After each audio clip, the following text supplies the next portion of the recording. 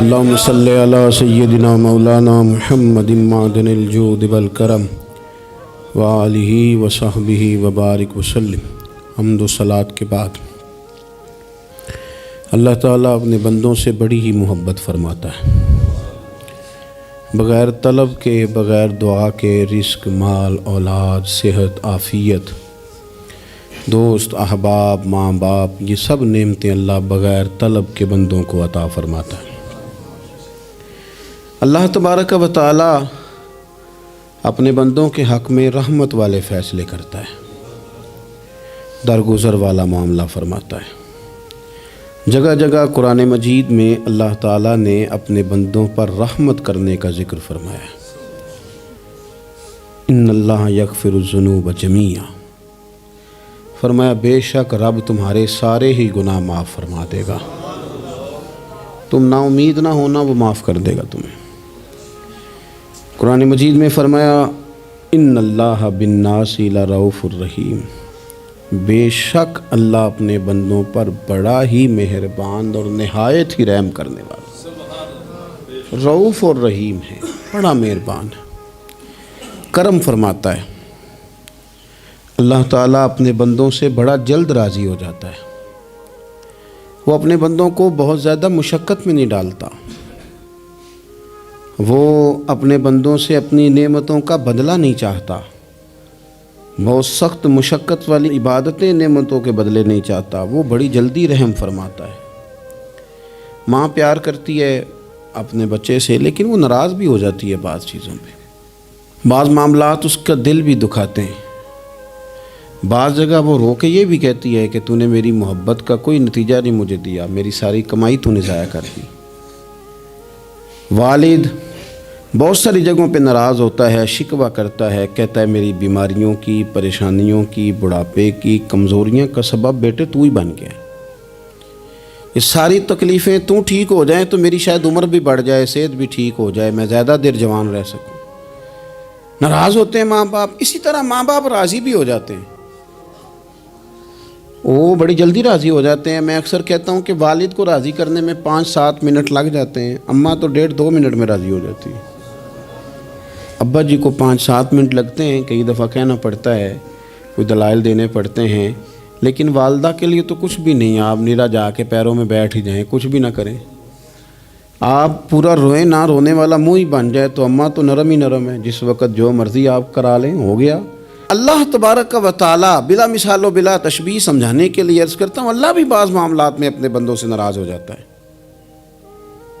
وہ کہتا ہے میں تکبر کرنے والوں کو پسند نہیں کرتا، وہ کہتا ہے فسادی پسند نہیں ہے، وہ فرماتا ہے کہ راہوں میں کجی کرنے والے پسند نہیں ہیں، وہ فرماتا ہے کہ بدعہدیاں کرو گے تو میں صبح قیامت تم سے سوالات کروں گا۔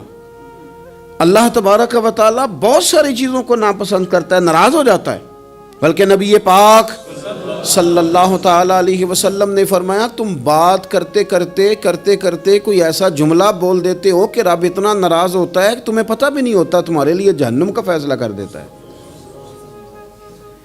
اس لیے پہلے تولو پھر بولو، خود اپنے لفظوں کی تو تم پہرے داری کرو نا کہ میں کیا کہہ رہا ہوں۔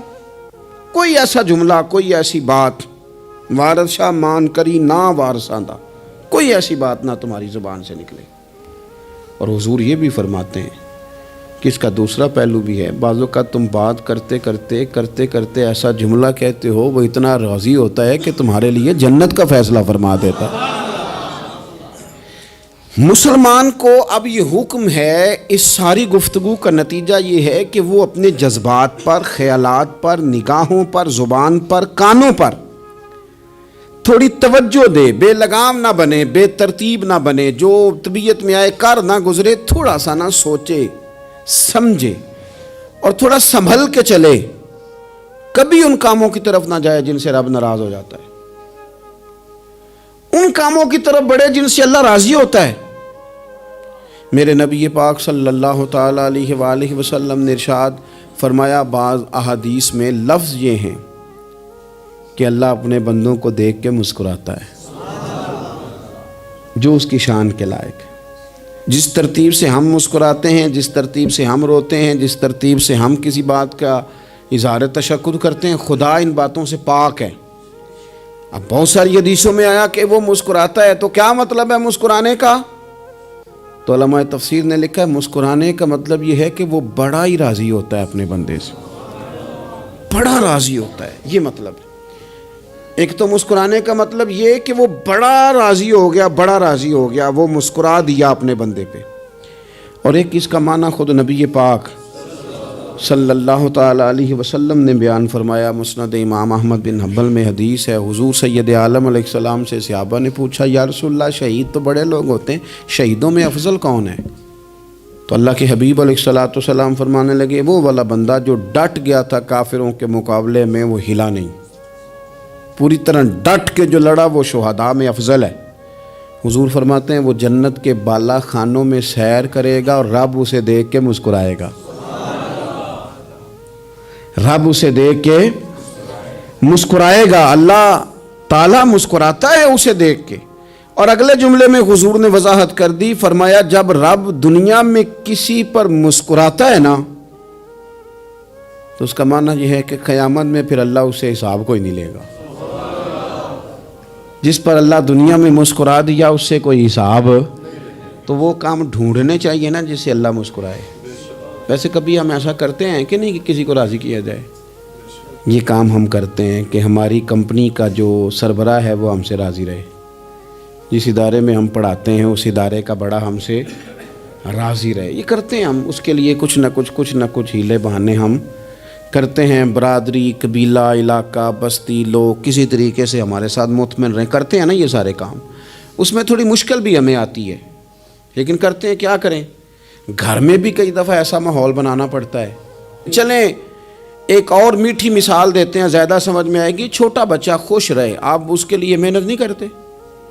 وہ چھوٹا ہے، اس کو خوش کرنا فرض ہے ابا پہ، لیکن وہ کہتا ہے کہ میں نے موٹر سائیکل لینا ہے، چھوٹا ہے چلا ہی نہیں پائے گا، تو ابا پھر اسے راضی کرتا ہے، کہتا ہے بیٹے چھوٹا سائیکل لے لے، چل میں تجھے اڑانے والا جہاز لے دیتا ہوں۔ مقصود کیا ہے کہ اس کو ناراض نہیں کرنا، یہ روئے نہ، اس کا دل نہ ٹوٹے۔ ہو یارو سنو نا میں کیا کہہ رہا ہوں، اگر چھوٹے بچے کے لیے وہ چیزیں ڈھونڈتے ہو، میرے ابا جی نا اپنے نواسے کے لیے کھلونا لے کے آئے تو بچہ بڑا ہی کھیلا، تو ابا جی کہنے لگے لو پیسے پورے ہو گئے میرے، بچے کو پسند بڑا ہے نا، پیسے پورے کر چھڑے نے، دیکھو نا جی کتنا اس کو راضی ہوا ہے۔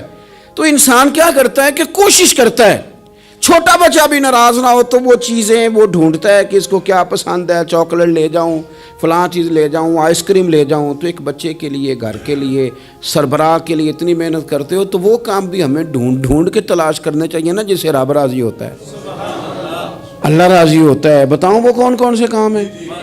نبی کریم صلی اللہ تعالیٰ علیہ وسلم نے ارشاد فرمایا 3 لوگ ہیں جنہیں دیکھ کے رب مسکراتا ہے۔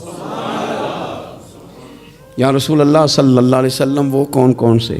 تو محبوب فرمانے لگے ایک وہ بندہ ساری مخلوق سوئی ہے، آدھی رات ہے، رات کا پچھلا پہر ہے، اس نے اٹھ کے وضو کر لیا، مصلی پہ کھڑا ہو گیا خدا کی یاد میں، فرمایا اسے دیکھ کے رب مسکراتا ہے جو اس کی شان کے لائق ہے، مسکراتا ہے اللہ۔ یہ تو سونے کا ٹائم تھا، یہ تو گہری نیند آنے کا وقت تھا، رات کا پچھلا پہر، رات پوے تے بے درداں نو نیند پیاری آوے، تے درد منداں نو یاد سجن دی ستیاں وی آن جگاوے، اور ساون کی کالی راتوں میں جب بوندا باندی ہوتی ہے، وہ راتوں کو اٹھ روتے ہیں جب خلقت ساری سوتی ہے، اللہ مسکراتا ہے۔ اور سننا میرے بھائی، میرے نبی پاک صلی اللہ تعالیٰ علیہ وسلم فرماتے ہیں جب مسلمان نماز کے لیے صفیں بناتے ہیں نا، ترتیب لگ رہی ہوتی ہے، اب اللہ کی بارگاہ میں کھڑے ہوں گے، قیام کریں گے، رکوع کریں گے، سجود کریں گے، فرمایا جب مومن صفیں بناتے ہیں تو رب دیکھ کے مسکراتا ہے، مسکراتا ہے۔ کمال ہو گئے عروج بندگی کا، جب بندے کو دیکھ کے رب مسکرائے، خدا بندے سے خود پوچھے بتا تیری رضا کیا ہے، مسکراتا ہے۔ اور میرے نبی پاک علیہ السلام فرماتے ہیں جب مجاہد جہاد کے لیے صفیں سیدھی کرتے ہیں، آج تو یہ رب کے نام پہ مرنے ہی آ گئے، یہ صفوں میں کھڑے ہوں گے، ترتیب سے لڑیں گے، ترتیب سے گلا کاٹیں گے کافروں کا یا شہادت لیں گے، فرمایا جب جہاد کے لوگ صفیں بناتے ہیں تو رب انہیں دیکھ کے مسکراتا ہے. کتنے نصیبوں والا وہ بندہ ہے جسے دیکھ کے مسکرا دیا. او یار کبھی تیرا بیٹا تیرے سامنے مسکرائے نا چھوٹا تو تیرا دل باغ باغ ہو جاتا ہے. تیری ماں بیمار کسی ایک دن صحیح طرح ہنس پڑے تو طبیعت خوش ہو جاتی. مجھے بتاؤ نا جس کا رب بھی اسے دیکھ کے ہنس پڑے جو اس کی شان کے لائق ہے, کیا اس بندے کے نصیبیں ہیں, کیا اس کے مقدر ہیں. آپ اس مقام پر اپنے آپ کو لائیں. اب دیکھیں نا یہ حدیث آپ نے سن لی, اب ہم نے نا اس طرح صفحے نہیں بنانے جس طرح ساری دنیا, اب ذرا صفحے بھی شوق سے بنائیں گے. آپ ذرا تھوڑا سا شوق پیدا کریں گے, بھئی یہ تو میں وہ کام کرنے لگا ہوں جسے دیکھ کے رب مسکراتا ہے. نبی پاک صلی اللہ علیہ وسلم نے فرمایا جب کوئی بندہ توبہ کرتا ہے نا, ہم توبہ کا رٹا لگاتے ہیں, یا اللہ میری توبہ یا اللہ. اور توبہ کا تو مطلب یہ ہے کہ پچھلے گناہوں سے پکی توبہ, آج کے بعد یہ غلطی نہ کرنے کا پکا وعدہ. تو نے ساری شب برات رو کے گزاری ہے, بتا سویرے جھوٹ جوڑنے کا ارادہ ہے تیرا, آج کے بعد رشوت تو نہیں نہ لے گا, ملاوٹ تو نہیں نہ کرے گا, یہ توبہ ہے. اور اگر سارے کام اسی طرح کرنے تو پھر یہ توبہ کا رٹا ہے, تو جتنا مرضی لگاؤ. حضرت علی بن ربیعہ رضی اللہ تعالیٰ عنہ فرماتے ہیں میں مولا علی کے ساتھ تھا, مقام حرہ کی طرف جا رہے تھے, حضرت علی نے ہاتھ اٹھا کے دعا مانگی ہماری تعلیم کے لیے, ورنہ حضرت علی ہم صحابہ کو محفوظ عن الخطا تو مانتے ہیں نا. ہاتھ اٹھا کے کہا اے اللہ ہمارے گناہ بخش دے, تیرے علاوہ کوئی معاف کرنے والا نہیں. اور پھر حضرت علی آسمان کی طرف دیکھا اور دیکھ کے نا حضرت علی بن ربیعہ کو تو مسکرائے. حضرت علی بن ربیعہ کہنے لگے حضور مسکرائے کیوں ہو؟ فرمانے لگے ایک دن میں حضور کے ساتھ اسی طرح آیا تھا, اسی طرح حضور نے دعا فرمائی تھی ہماری تعلیم کے لیے, اور پھر حضور مجھے دیکھ کے مسکرائے تھے اور فرمایا جب کوئی بندہ رب کی بارگاہ میں اس طرح استغفار کرتا ہے تو رب مسکراتا ہے, اور مسکرا کے فرماتا دیکھ لو میرے بندوں کو پتا ہے کہ میرے علاوہ معاف کرنے والا کوئی نہیں, انہیں پتا ہے. تم اس کی بارگاہ میں رجوع تو لاؤ, آؤ تو صحیح دو آنسو لے کر. اقبال کہتے ہیں کہ موتی سمجھ کے شان کریمی نے چن لیا, قطرے دو گرے میرے ار کے انفال کے, دو میں نے آنسو بہائے تھے تو اس کے کرم نے تو موتی سمجھ کے چن لیے. سنو نا حضور اس استغفار کو اللہ کو یار رات کو توبہ کر کے سونا چاہیے ہمیں. کچھ غلطیاں ہم کرنا نہیں چاہتے پر ہم سے ہو جاتی ہیں, کچھ دل ہم توڑنا نہیں چاہتے پر وہ ٹوٹ جاتے ہیں, ہماری مجبوری ہوتی ہے ٹوٹ جاتے ہیں.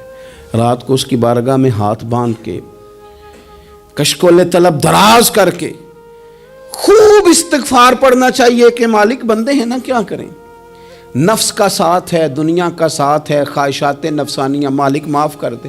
درد سے توبہ, رسم نہ ہو, کہانی نہ ہو, لفظ نہ ہو, جملے نہ ہوں, اور جناب ایسے لوگوں کے بیچ بڑے ہاتھ باندھ کے اور بڑا کوئی ضرورت نہیں. آپ اکیلے اپنی چارپائی پہ بستر کے اندر منہ دے کے بھی درد سے کہیں گے نا معاف کر دے تو وہ تو مہربانی بڑا ہے. میرے نبی پاک صلی اللہ علیہ وسلم مثال دیتے ہیں, فرمایا ایک آدمی صحرا میں جا رہا, صحابہ سے حضور خطاب کر رہے ہیں, فرمایا ایک آدمی صحرا میں جا رہا تھا, اس نے اپنی اونٹنی پہ کھانا پانی پیسے ہر چیز رکھی ہوئی تھی. صحرا تھا بہت بڑا, درمیان صحرا کے گیا تو تھوڑا سا سستانے کے لیے آرام کرنے کے لیے اونٹنی سے نیچے اترا. اب اس نے اونٹنی کی لگام اونٹنی کی نکیل اپنے سرہانے کے نیچے رکھی, ہاتھ کے ساتھ پکڑی اور سو گیا. تھوڑی ہی دیر کے بعد جب اس کی آنکھ کھلی تو دیکھا اونٹنی غائب ہے. صحرا میں وہ پیدل نہ آگے جا سکتا ہے, نہ پیچھے جا سکتا ہے, نہ دائیں نہ بائیں, کھانے کو روٹی نہیں, پینے کو پانی کا قطرہ نہیں, تھوڑا ادھر بھاگا ادھر بھاگا, تھک گیا. کریم محبوب فرماتے ہیں وہ پوری طرح نڈھال ہو گیا اور مایوس ہو گیا, معاذ اللہ, مایوس ہو کے دوبارہ اسی جگہ آ کے لیٹ گیا جہاں پہلے لیٹا تھا. انتظار کرنے لگا کہ اب موت ہی آئے گی, آخری وقت ہے, اب نہ میں پیدل یہ صحرا کراس کر سکتا ہوں, نہ پیچھے جا سکتا ہوں, نہ کھانا ہے نہ پانی ہے, سوائے موت کے کوئی سہارا نہیں. حضور فرماتے ہیں وہ رستے میں دوبارہ لیٹ گیا, اچانک اس نے رخ بدلا تو اونٹنی سامنے کھڑی تھی.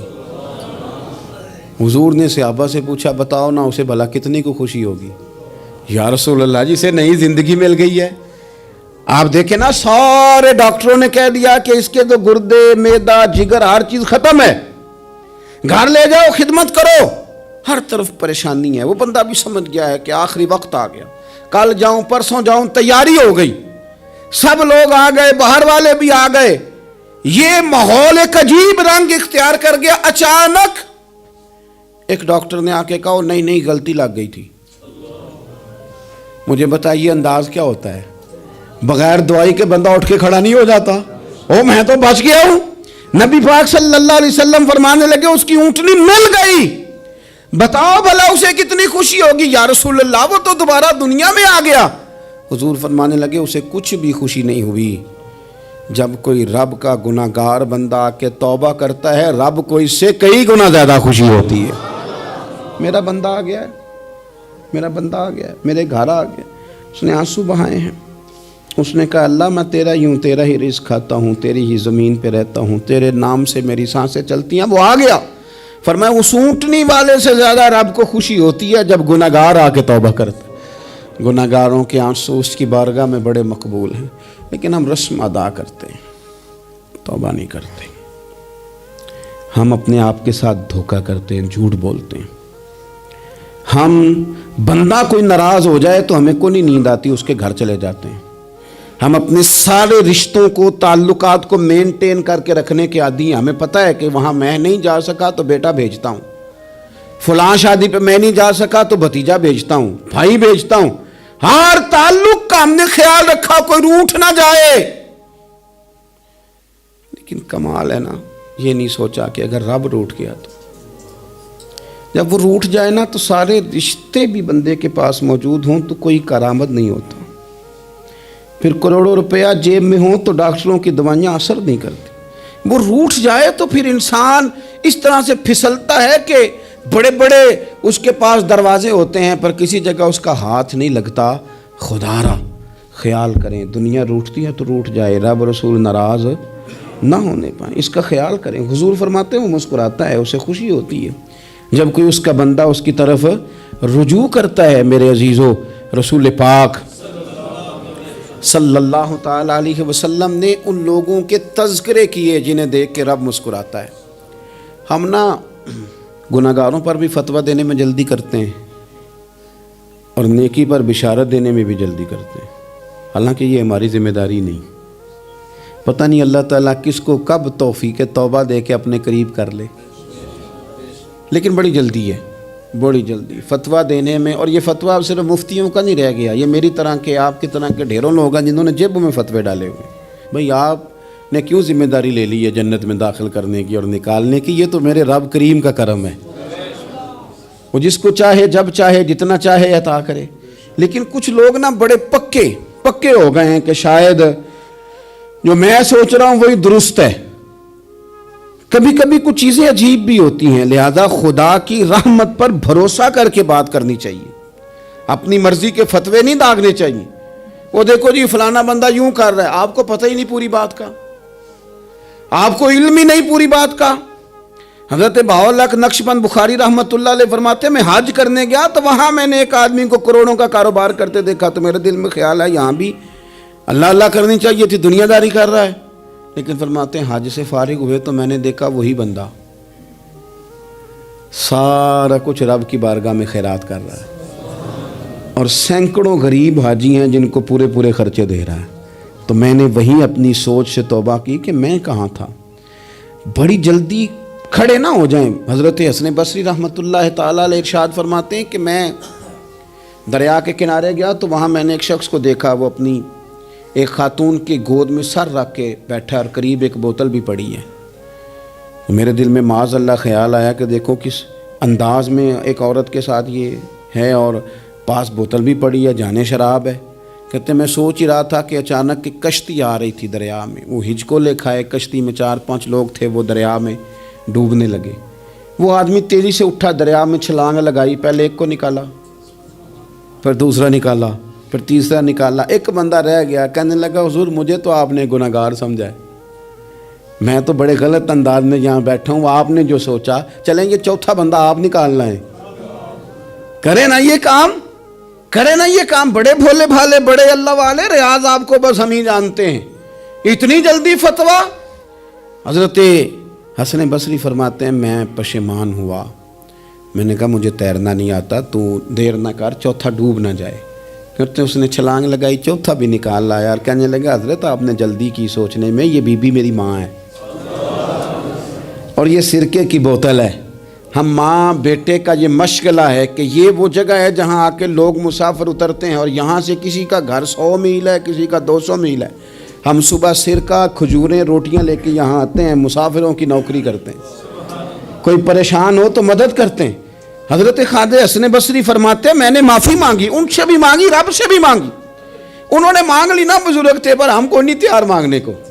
ہم ہر وقت بدگمانیاں، وہ فلانا فلانے جرم کرتا تھا، میں اسے اب کیسے نیک مان لوں؟ بھئی اب وہ نمازی ہے، خدا کے گھر آتا جاتا ہے، اب اللہ کی بارگاہ میں حاضر ہوتا ہے، جب رب نے معاف کر دیا تو بھی سوچ بدل جا۔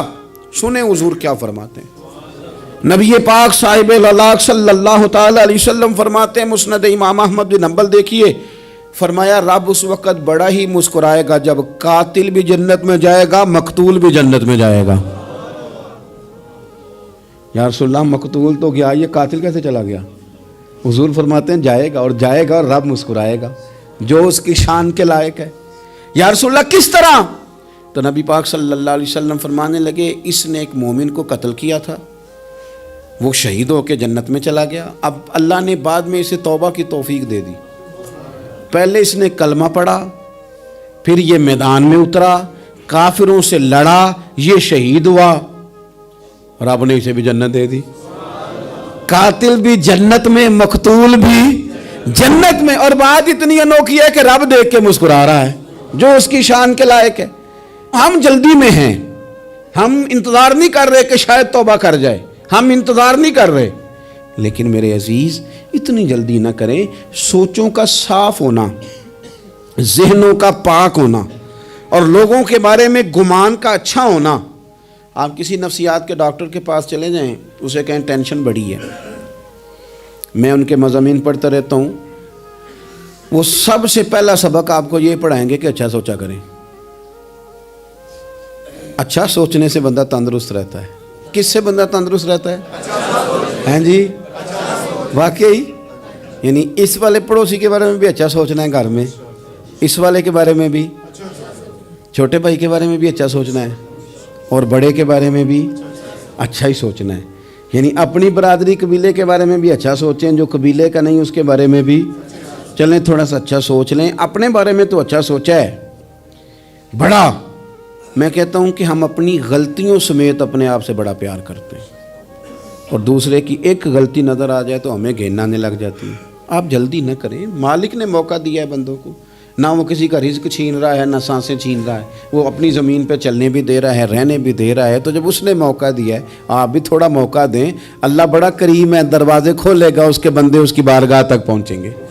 بدگمانیاں، اور پھر بدگمانیوں کا عروج، اور اس لیول تک جا کے بات کر دینا کا جہاں سے خوف آئے کہ یار یہ بات نہیں کرنی چاہیے تھی۔ رسول کائنات سرور دو عالم صلی اللہ تعالی علیہ وسلم فرماتے ہیں کہ اللہ مسکراتا ہے۔ دیکھو ہمارے ہاں نا ایک اور بھی مسئلہ بن گیا ہے، میں نے کچھ لوگوں کو نا پکا، میرے پیارے ہیں، محبت ہے مجھے، تو میں چونکہ آپ میری کلاس ہیں، میں مشاہداتی اور تجرباتی باتیں بھی کر لیتا ہوں، اسی کی روشنی میں کئی دفعہ گفتگو بھی تیار کرتا ہوں۔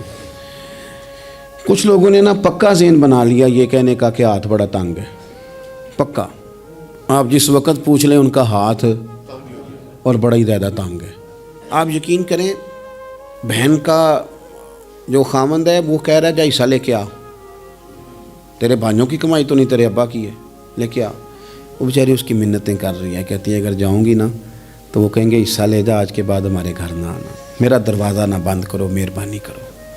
اور بھائی سے بات کرتی ہے تو کہتا ہے ہاتھ ہی بڑا تنگ ہے، جب ٹھیک ہوگا تو دے دوں گا۔ نہ کریں یہ ظلم، ہمارے اپنے تڑپتے رہتے ہیں اور ہماری دولتیں اندر پڑی رہتی ہیں، ہمارے اپنے چھوٹی چھوٹی ضروریات کے لیے پریشان ہوتے ہیں، لیکن ہم بڑے بڑے بہانے ہیں ہمارے پاس، کہتے ہیں یہ نکمہ ہے، یہ نکھٹو ہے، یہ کام نہیں کرتا، اس میں فلانا ہے، بے فلانا ہے، بلے میں نے نہیں ساتھ چلنا۔ اظہار جب آپ کے اندر پیدا ہوتا ہے نا، اظہار جب کسی کے لیے آپ حساس ہوتے ہیں تو آپ کو بھی سرور حاصل ہوتا ہے۔ نہ کریں یہ کام کہ آپ کو اللہ نے وسعت دی ہے اور ہر وقت آپ ہاتھ تانگ ہونے کا رونا رو رہے ہیں، ہر وقت آپ یہ کہہ رہے ہیں میں بڑی آزمائش میں ہوں، جب خدا نے آپ پہ نہیں ڈالی تو اتنے جھوٹ بولنا صرف اس لیے کہ میرے پیسے بچ جائیں، صرف اس لیے کہانی سنانا کہ حالات میرے بڑے خراب ہیں کہ کوئی بندہ میرے سے کوئی تھوڑا بہت قرض نہ مانگ لے۔